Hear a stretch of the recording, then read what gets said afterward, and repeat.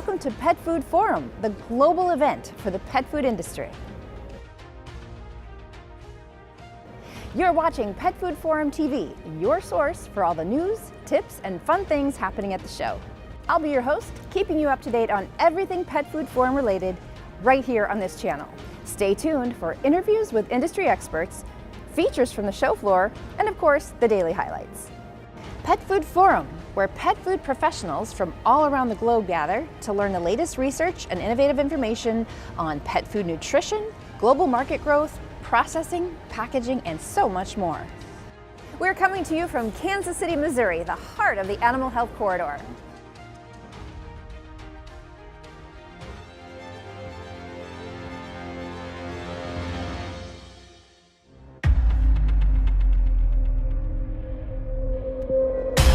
Precision.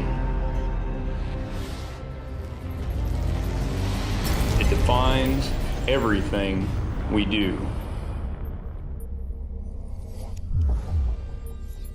From engineering concept to manufactured equipment.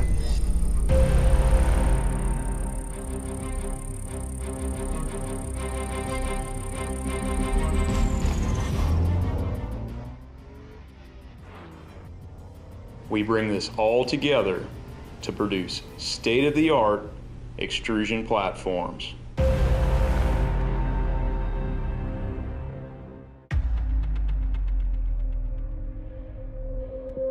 Precision, made in the US of A.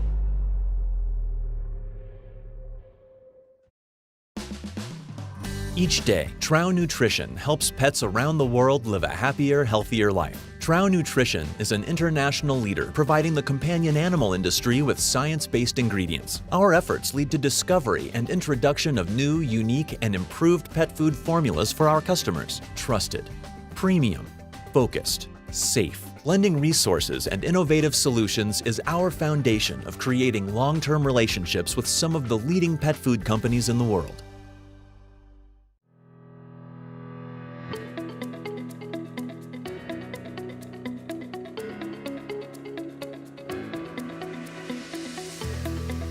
Pet Food Forum provides the ideal opportunity for pet food professionals from around the world to network, exchange ideas, and do business with one another with the industry's leading pet food manufacturers and suppliers.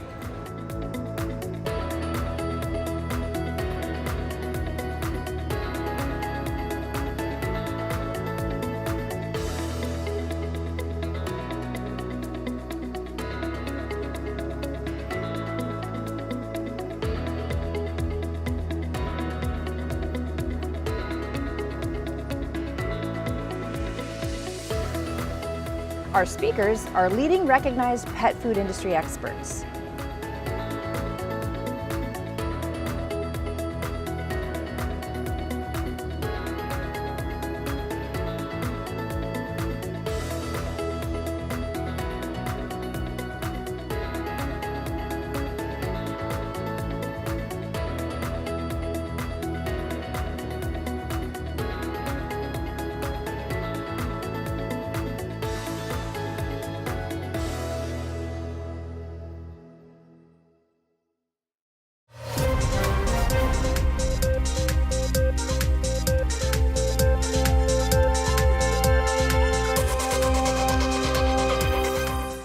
Today's an exciting day, so here are a few of the upcoming events you don't want to miss.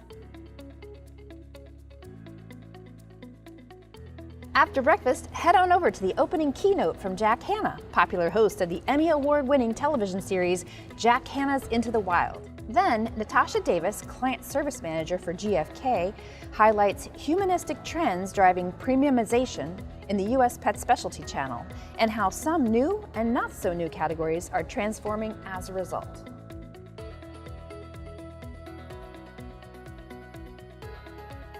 Don't miss the networking reception this evening and poster presentations from students and industry researchers.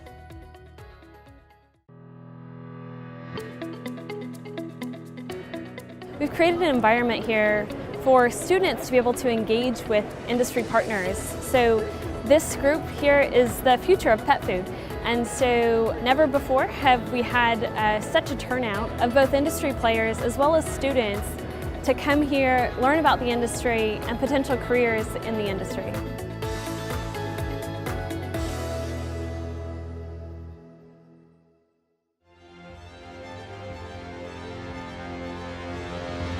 This is your Pet Food Forum TV, and I'm your host, Kristen Levine, coming to you from the Pet Food Innovation Workshop at Kansas State University.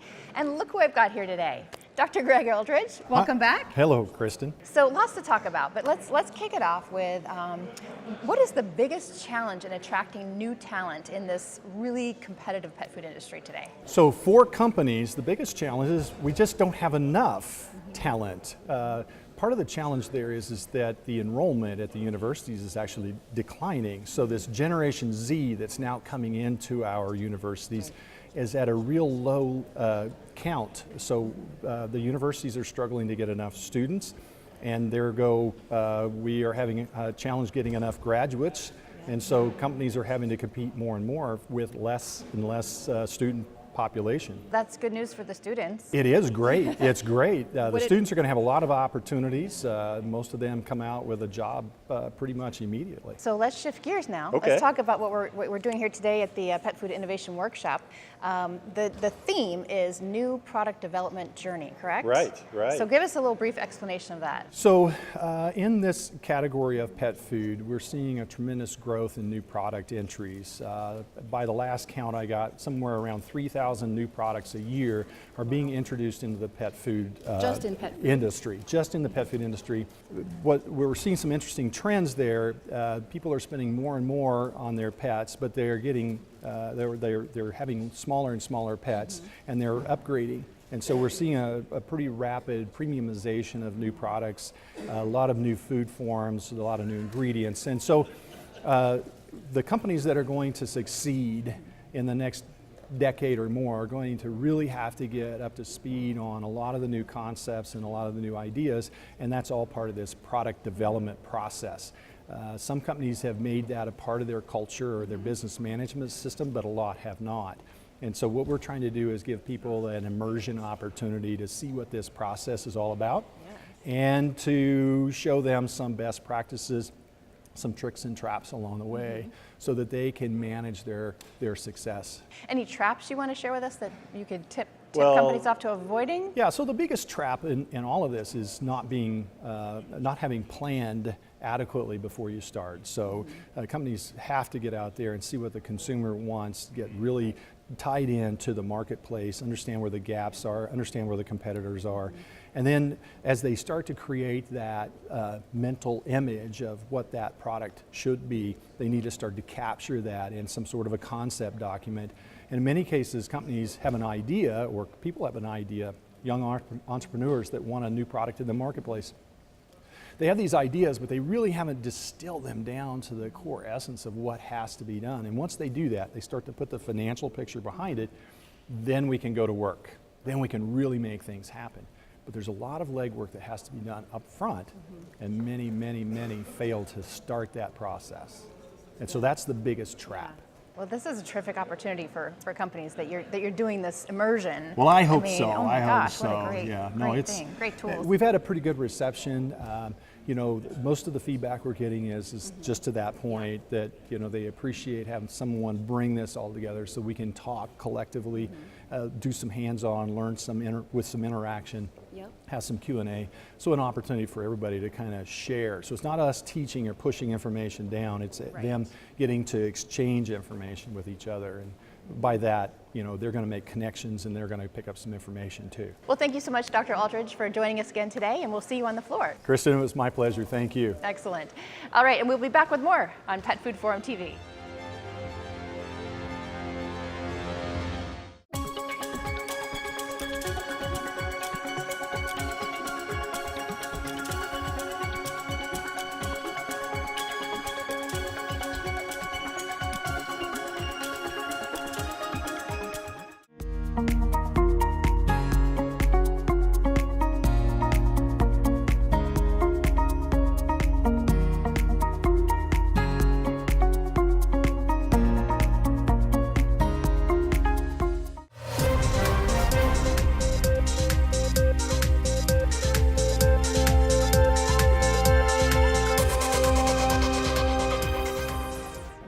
You're watching Pet Food Forum TV, your source for all the news, tips, and fun things happening at the show.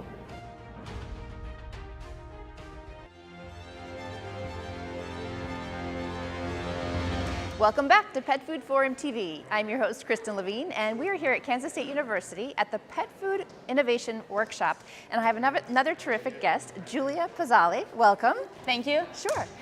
She is a graduate research assistant here at Kansas State, and you're going to be presenting this year at the conference. Yes. And tell us a little bit about the overview of your research. Okay, so my research was done at Kansas State University under the supervision of Dr. Greg Aldrich, and we are looking for comparing the effects of ancient grains and grain-free starter sources on processing parameters, kibble traits, and palatability in dogs. Okay. And for doing that, we formulated 2 diets with same carbohydrate content. So one diet, the carbs are coming from ancient grains like as sorghum, millet, and spelt. And in the other one, these carbs are coming from grain-free sources such as potatoes, peas, and tapioca starch.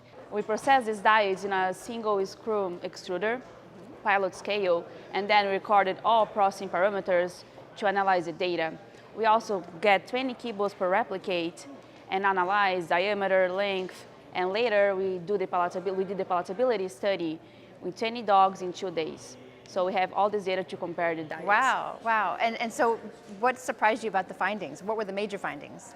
So different carbohydrate sources, they behave differently during processing. So when you're formulating a diet, although you have the same proportion of carbs, if they're coming from legumes, tubers, or grains, they're gonna behave different. So you need to let your operator know it so they can change the inputs during processing. And one very interesting result is that in the palatability study, dogs really prefer the grain-free diets compared to the ancient grains. Ah, that's good to know. Yes. So why should pet food companies be interested in ancient grains? So the ancient grains, there are some studies that have been done in humans. They have some health benefits such as low glycemic index, antioxidant capacities. So they are very promising to be used in pet foods. So that's something that companies can think about when including it. And although our palatability data show that they prefer grain-free, it doesn't mean they don't like the ancient grains. Right. It may be something in the grain-free diet that they prefer more. So we need to further study these results. And I know you studied the palatability of ancient grain with dogs, but not cats. What was the reason for that? So we did dogs first because the biggest part of the market is the dog food. Okay.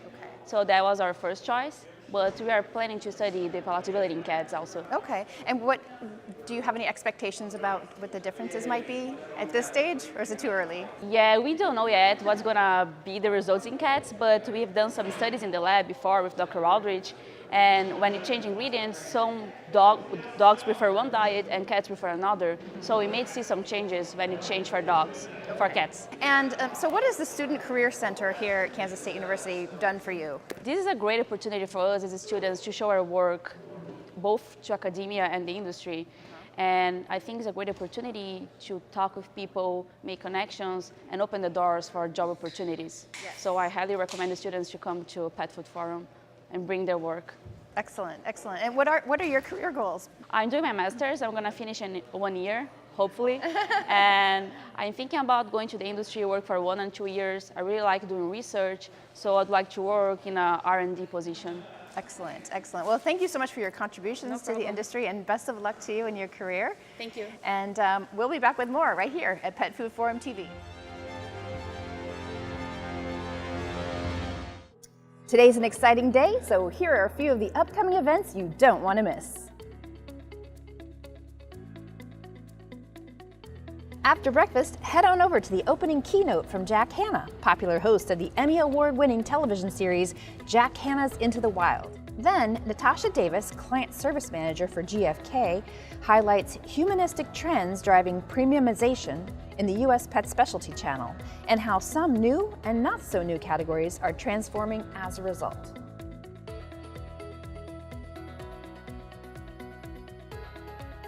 Don't miss the networking reception this evening and poster presentations from students and industry researchers.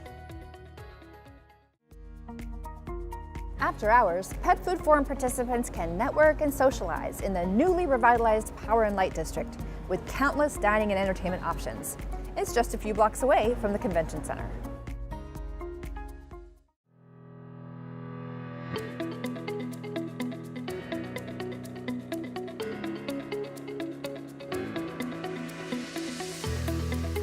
Pet Food Forum provides the ideal opportunity for pet food professionals from around the world to network, exchange ideas, and do business with one another with the industry's leading pet food manufacturers and suppliers.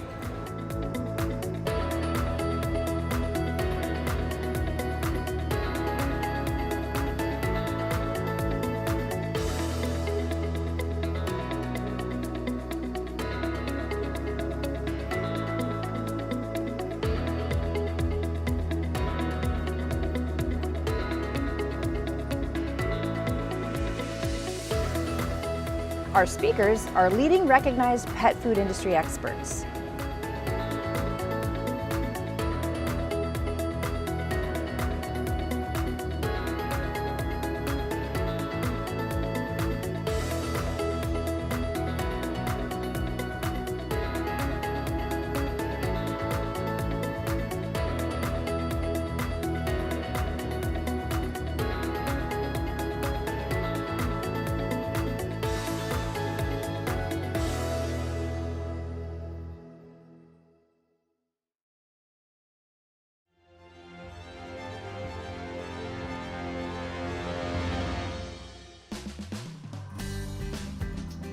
Each day, Trow Nutrition helps pets around the world live a happier, healthier life.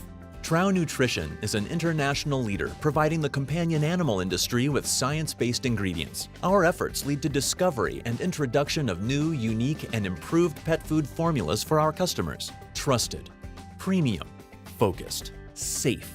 Blending resources and innovative solutions is the right formula to build your pet food business. Trow Nutrition USA is committed to providing superior quality and safe solutions. We pride ourselves on taking the necessary steps to confirm that ingredients and finished blends meet or exceed our customers' standards. Trow's Pet Food Ready quality program safeguards the integrity of our products and ingredient blends. Trow Nutrition has been a leader for decades, blending resources and innovative solutions. Give us the opportunity to create the right formula for you.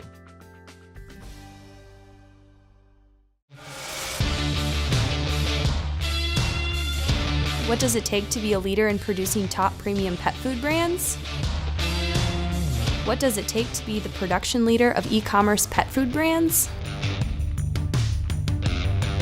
What does it take to be the production leader in producing specialty pet food?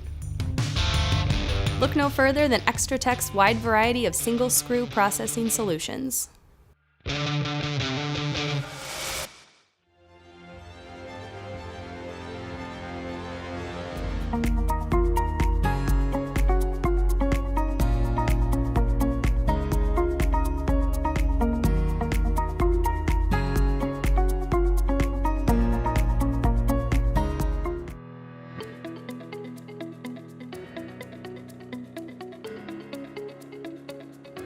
The workshops are tailored to try and introduce people to some of the concepts, but more importantly, you're introduced to the people that are behind the product. So it gives you access to them to ask questions that are pertinent to your own product, development goals to your own product performance goals in a very relaxed environment.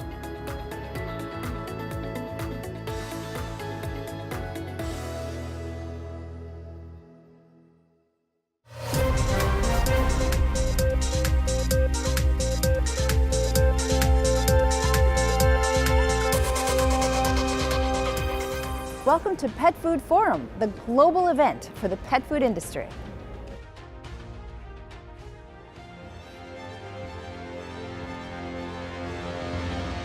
Welcome back to Pet Food Forum TV. I'm Kristen Levine, your host, and I am joined by James Restivo, one of the pet experts in Nielsen. I wanted to call him the pet expert, but you insist you're one of the pet experts. How did your presentation go this morning? It went fantastic. The audience was extremely engaged, and I think they were extremely excited to get on with Pet Forum and really start to understand the marketplace. That's fantastic. Can you give us a little synopsis of what you talked about today for those of us that didn't make it? Sure. The title of the presentation was The Leaders and the Followers, and it was all about the trends occurring on the human side and whether or not pet is a follower to those trends, or in some cases an accelerator of those trends, and really trying to talk about what is growing and driving growth in the marketplace. So let me ask you, what is the #1 factor that consumers consider when buying pet food or selecting a pet food? Nielsen believes, based on our research, that the #1 thing that pet parents are considering these days is the underlying health and wellness of the animal itself. We do surveys to consumers with our partner Harris, and in the latest one, 95% of consumers consider that pet as part of the family, and 1/3 of them are actually cooking for the pet. So that means pet parents are becoming more and more aware of what they're giving their pet and more discerning in terms of what they're choosing from the shelf. Interesting. 95%, did you say? 95% consider pets as a member of the fantastic. family. I'd wonder how many people actually consider their kids a member of the family. Right, we should do that study next. So how do you think that differs from 10 years ago? What were pet parents choosing, how were pet parents choosing pet food 10 years ago? What was their biggest concern? As we've looked over the past 10 years, it's that discernment and education factor that's really the difference. And pet parents seem to be willing to pay for that difference. Spend is up about 35% since 2006 on pet food, which is an interesting statistic when you think that inflation has grown by just about 0 in that time. We're starting to see pet parents really demand quality, and that started back in 2007, 2008 with the need for USA made and USA sourced ingredients. And that just jumped off into things like natural and grain-free and everything we're seeing today with the human trends starting to migrate over to the pet side. So, James, what kind of innovations are you seeing now in pet food and in treats? Nielsen has undertaken an exclusive partnership with a company called Label Insights. And based on that partnership, we're not just looking at claims of new products, we're looking at the ingredient statements, what's in and what's out. And from that, we're understanding the innovation that not is just hitting the shelf, but those innovations driving growth in the marketplace. And there's a couple themes we're seeing. #1 is clean label. As manufacturers are starting to take ingredients out of the products, we're seeing some growth in those products. We're seeing a rise in things like natural, and we're seeing a rise in things that are artificial ingredient free. The more emerging trends are things like superfoods. Think cranberries. If you have a cat, they've got urinary tract challenges. Manufacturers are putting cranberries in there, just like on the human side, to start to solve some of those problems. And even things like blueberries we're seeing on the rise for kale, quinoa as plant-based diets start to enter the marketplace. And it's a really exciting time for anybody in the industry as they start to think about, what do I need to do to be ready for what's next? Well, thank you so much for joining us today, James Restivo, one of the pet experts at Nielsen, and we'll be back with more Pet Food Forum TV.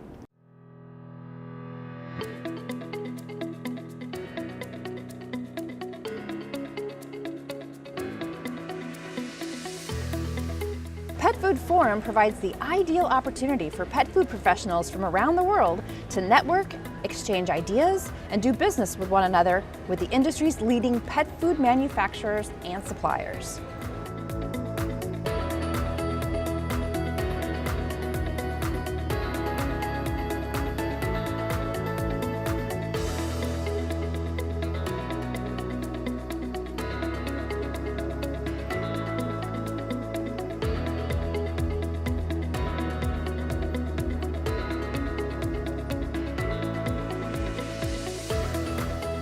Our speakers are leading recognized pet food industry experts.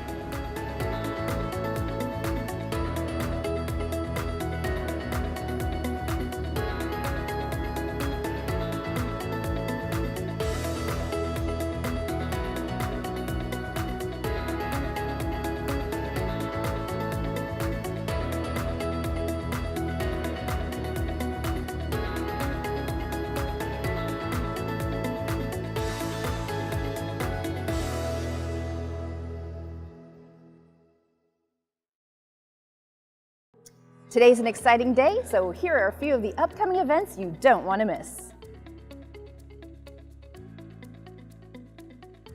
After breakfast, head on over to the opening keynote from Jack Hanna, popular host of the Emmy Award-winning television series Jack Hanna's Into the Wild. Then, Natasha Davis, Client Service Manager for GFK, highlights humanistic trends driving premiumization in the U.S. pet specialty channel and how some new and not so new categories are transforming as a result.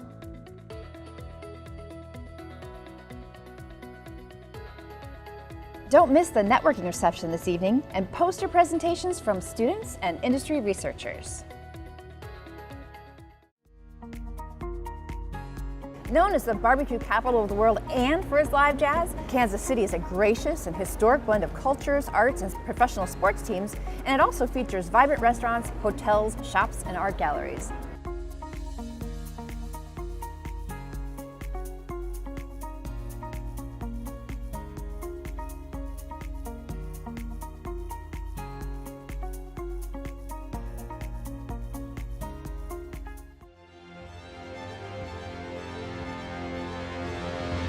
Hi, and welcome to Pet Food Forum TV. I'm your host, Kristen Levine, and today I'm joined by Dr. Sarah Cutler. Yesterday you presented on the impact of diet composition on shelf life. So give us a little synopsis of what your talk was about. Well, what's amazing about the pet food industry is that we do use a lot of byproducts from human food, as well as sometimes food grade materials, and how fresh those materials are really makes a difference in the shelf life of the diet. So I went through, of course, fats, how stable that fat is because it goes on the outside of the kibble. That's very important to prevent the formation of off odors, as well as carbohydrate sources, which can be almost anything, can be rice, can be lots of different grains, as well as protein. And protein has been a focus of ours at Kemin because it's a big part of the diet, and the freshness of that material going in there really impacts how well the diet performs, as well as how it tastes to the pet and if they accept it or not. What are the biggest challenges in terms of stability? Well, you know, diet substitutions, pet food is a really interesting thing because we use a variety of materials and, you know, markets change. So things like gluten-free, no corn, no wheat, no soy, those sorts of claims in pet food. If you start substituting ingredients out, then you can change the shelf life of a diet. So a lot of times, you know, those decisions are made based on, you know, making the package look good or making the diet appealing to the consumer, not necessarily making it shelf life stable, but that's why my job is really interesting. It's been a great industry to work in because it is very creative. Yeah. So what do you hope some of the takeaways are that your attendees had from the presentation? I hope that they think about where their raw material comes from, especially things like raw, fresh meat, you know, how it's handled, how fresh that material is going into the diet, because that can really make a difference. And we want to provide pets with the best smelling, best tasting, most appealing diet that we can. So we'll help as much as we can, but yeah, make good decisions about raw material quality. Okay, great. And what have you've been at Kemin for a little more than 8 years. 8 years? Okay. Yeah, So at least. what are some of the most significant changes you've seen in the industry since your time at Kemin? Oh, grain-free, so very high protein diets. You know, the technology for extrusion has changed so much that pet food companies can incorporate large amounts of meats into their diet now. The no corn, no wheat, no soy thing. Regulations such as like identity preserved, non-GMO, U.S. origin, the amount of regulatory thought and care that is put into these diets, as well as things like incorporation of new ingredients. So ancient grains, beans, those sorts of things just weren't present in diets a few years ago. So it changes all the time.